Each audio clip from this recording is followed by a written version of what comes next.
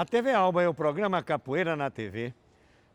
Está trazendo para vocês uma série de 4 programas com o cantor, compositor e mestre da capoeira, Tonho Matéria.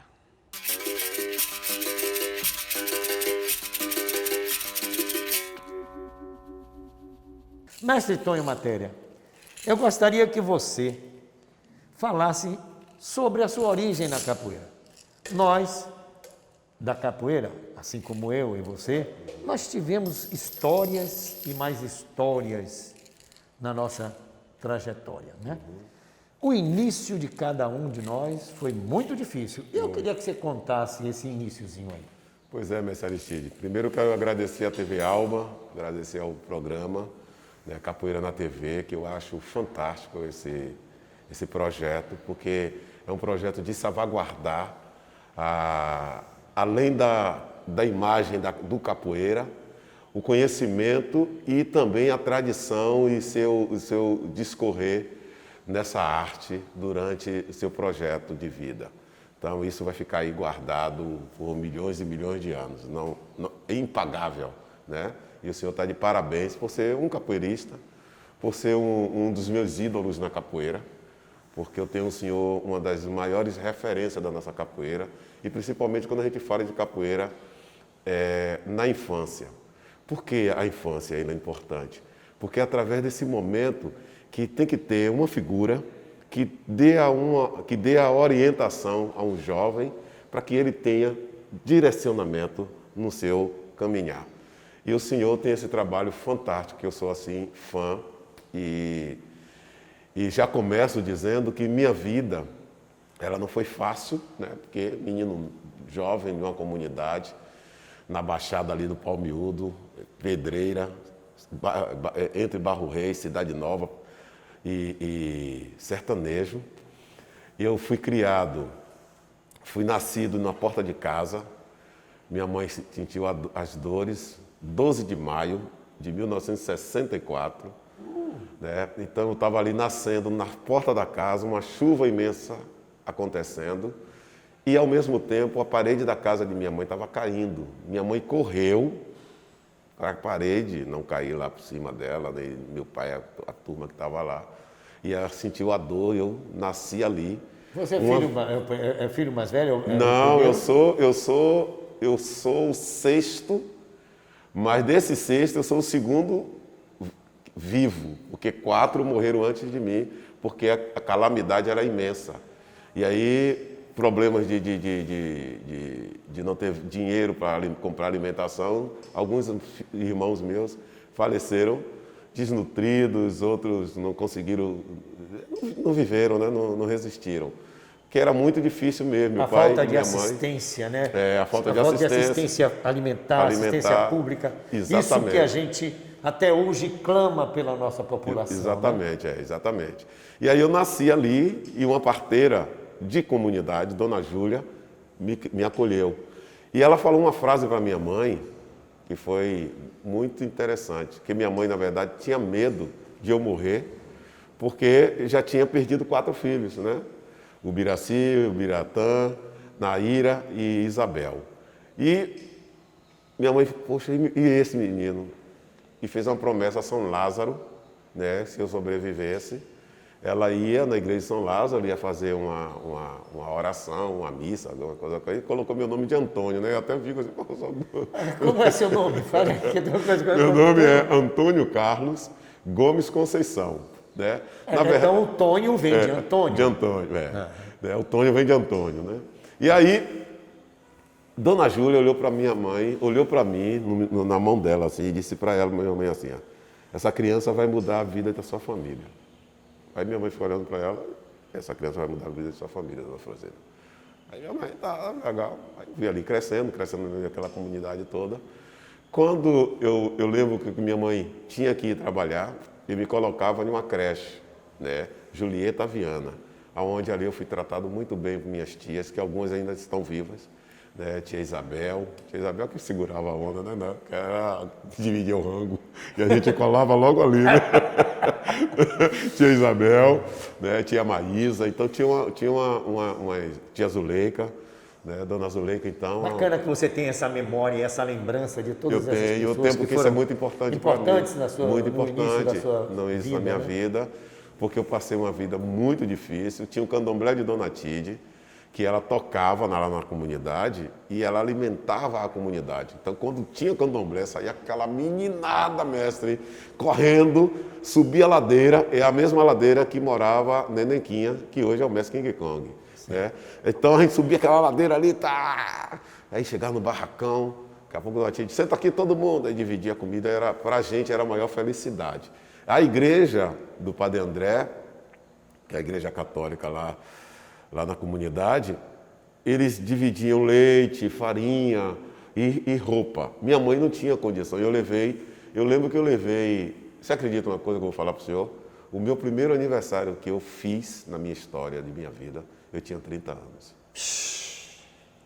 Então foi depois de muito tempo. Foi, depois de muito tempo. Você já era um profissional. Já era um profissional, mas porque como eu nasci, nunca tive essa coisa, então nunca me prendi essa coisa de aniversário, essa coisa. E minha mulher falou, pô, vamos fazer aniversário de 30. Foi aí que eu fiz o evento da Mangangá, aí eu já tinha Mangangá, e aí fiz o meu aniversário dentro da capoeira. Eu já estava, você estava lá. Estava lá. É. Bom, mas o que eu queria saber é o seguinte, eu me lembro de você, quando você chegou na TV Itapuã, na porta da TV Itapuã, antiga TV Itapuã, que hoje não existe mais, né? Hoje já é outro nome. Mas você chegou lá na TV Itapuã, eu estava entrando na TV com as crianças da escolinha que eu trabalhava, certo? Daí você me abordou, Isso. pedindo para tocar o atabaque, certo? Eu lembro disso. Pedindo para deixar você entrar, né, na TV comigo para fazer o show comigo. Isso. E eu, no momento, eu não podia fazer aquilo, porque primeiro você tinha que estar fardado com a farda da escola. Isso. É. E a gente não tinha, naquele momento, a farda da escola. Então, eu queria que você falasse a partir daí. Eu nunca esqueci desse momento, daquele menino que eu não sabia quem era, Isso. que depois falando, você me identificou. Isso, é. Ali foi um momento gigante na minha vida, né? Porque eu estava já caminhando nos blocos afros, né? Quantos anos você tinha ali? Ali eu estava quase com uns 16 anos, né? Uns 16, 15, 16 anos. Porque eu já era, naquela época, um Você era jovem. você era pequeno. Era pequeno, mas já era desnutrido. Magrinho, pequeno. Magrinho, eu era muito magro. Magrinho? Eu era muito magro. E ali era o momento de descoberta, né? Eu comecei a me descobrir. Eu comecei a querer encontrar esse caminho da arte. Porque isso eu acordei com essa coisa de querer ser artista, trabalhando na casa de minha professora com 12 anos. Que aí foi quando eu comecei na capoeira a prática. Porque a minha vida de capoeira, ela lidar com o seu Popó, que era um vizinho meu, que comprou, ele ouvia vários discos, né? Clenilda, Genival Lacerda, um monte de artistas. E dentro esses LPs que ele comprou, estava lá 2 LPs de capoeira. E ele ouvia, tomando cerveja na porta de casa, botava o pé no alto assim, como se fosse música popular brasileira. E eu ficava menino olhando assim, assim. E naquela época a gente tinha aquele respeito pelos mais velhos, né? Então a gente só encostava se o mais velho deixasse. Aí eu ficava olhando assim, né, para ele assim, você gostou disso aí, Tony? Eu digo, gostei, seu papai. Senta aqui. Aí me botava num banco. Aí eu ficava também o dia quase todo naquele banco ali, querendo sair para brincar. E eu ali. Mas eu me atraía uma coisa que era interessante. O iê. Iê! Quando o mestre Caiçara fazia isso. Quando o mestre Suassuna fazia isso. Que eram os 2 LPs, Suassuna e mestre Suassuna e mestre Caiçara. Eu ficava louco, eu digo, rapaz, que é isso? Eu quero ser isso. Aí, seu papai, isso é o quê? Ele, você gostou? Eu gostei. Isso é capoeira, é assim, tá, faz uns movimentos que depois que eu comecei a treinar capoeira... Quem era seu Popó? Seu Popó era um vizinho na comunidade, que o nome dele era Paulo, né? Ele era do Corpo de Bombeiros, já aposentado, e ficava dentro de casa ouvindo música. E era capoeirista? Não tinha relação nenhuma com capoeira. ele comprou os discos de capoeira como se fosse música popular brasileira. Para ele ouvia aquilo ali como música popular. Mas mesmo assim, mas ele tinha uma noção, que ele aí tinha. Não, ele dizia, não, é assim, mas os movimentos que ele fazia para mim não tem relação nenhuma com a capoeira, nem a ginga. Nem a ginga. O negócio dele era me manter Era ali. me manter ali. E eu agradeço muito ao seu Popó. Porque eu comecei a enfeitiçar os meus amigos na comunidade, Tico, Vando, Liu, Mico, Goda, né? Essa galera toda que hoje são meus irmãos, né? Até hoje a gente se comunica, se fala, alguns estão trabalhando em outros estados, mas a gente está firme aí nessa amizade de infância, né? E quando a gente fez um grupo da gente, é uma confusão nesse grupo, mano. Um fica lembrando das coisas do outro, né? É muito massa isso. E aí a gente ficou jogando capoeira ali, mas não tinha essa coisa de mestre, ninguém sabia nada, fazia um bocado de malabarismo e tal. E Dona Jandira, que era uma vizinha lá também das Pedreiras, mãe de Tico e de Vando, através de Tico e Vando, de tanto eles ficarem enchendo o saco dela, ela comprou um disco do mestre Caiçara e um disco do mestre Suassuna. E a gente ficava na porta da casa dele, lá dentro das Pedreiras, no final de lá, dentão mesmo, jogando. Todo final de semana a gente marcava, no sábado à tarde, essa roda. E era uma roda que a gente não tem nada de registro, nada registrado, nem foto, nem nada, porque é pobre pra caramba, não tinha como você registrar aquele momento. Mas eu ainda quero fazer um filme ali, pegar alguns meninos parecidos com a gente e montar esse cenário, que não precisa jogar capoeira, porque a gente não jogava capoeira, a gente fazia malabarismo ali, ao som, tá? E a gente foi. E Vando, ele sai com a mãe dele para levar roupa e vê um homem, um rapaz já, rasta, com a roupa de capoeira, aquela calça de saco, né, e uma camisa. Veio entrar no beco. Ele aí ficou olhando assim. Aí, minha mãe, peraí que eu vou aqui. Aí foi lá e perguntou, aqui tem capoeira? Aí o homem falou, tem capoeira aqui, sim. Ah, que bom, que dia é? Olha, tem aqui dia de segunda, de terça, era terça, quinta e sábado, né? E aí, tá bom, hein? Ele foi, chegou na comunidade, falou pra gente, todo mundo. Rapaz, assim, já que tem um lugar pra gente treinar capoeira, vamos lá, vamos lá. Aí vai aquela meninada toda no dia de sábado, aquela meninada toda sobe para Barro Reis, chega lá no Barbalho, ali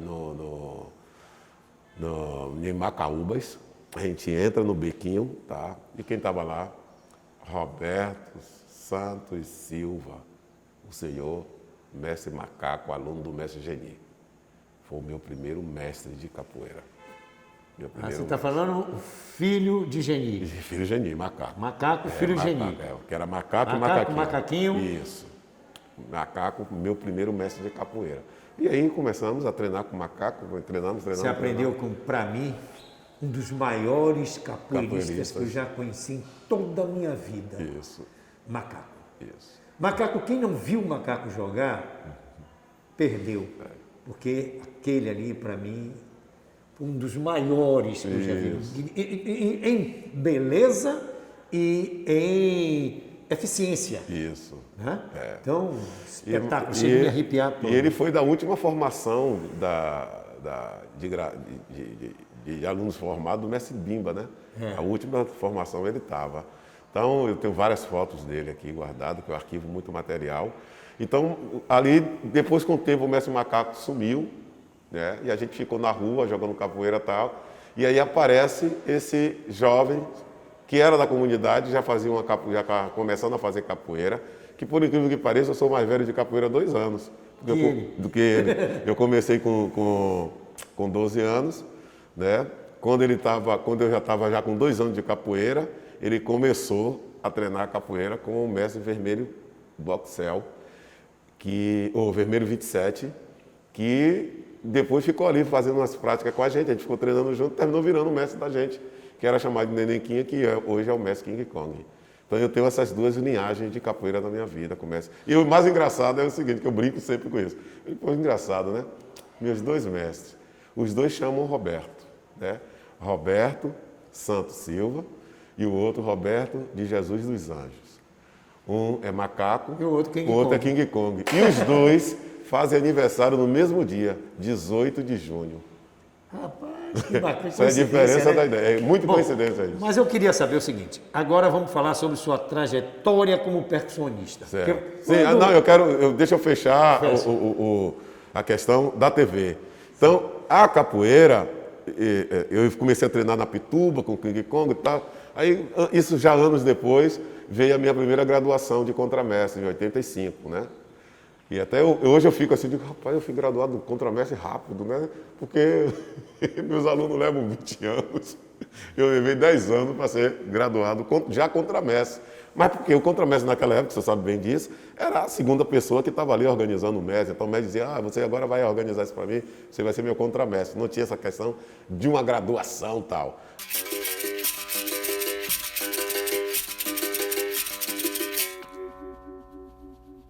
E aí, pessoal, gostaram de conhecer a história do mestre Tonho Matéria, da sua origem até a sua formação em contramestre?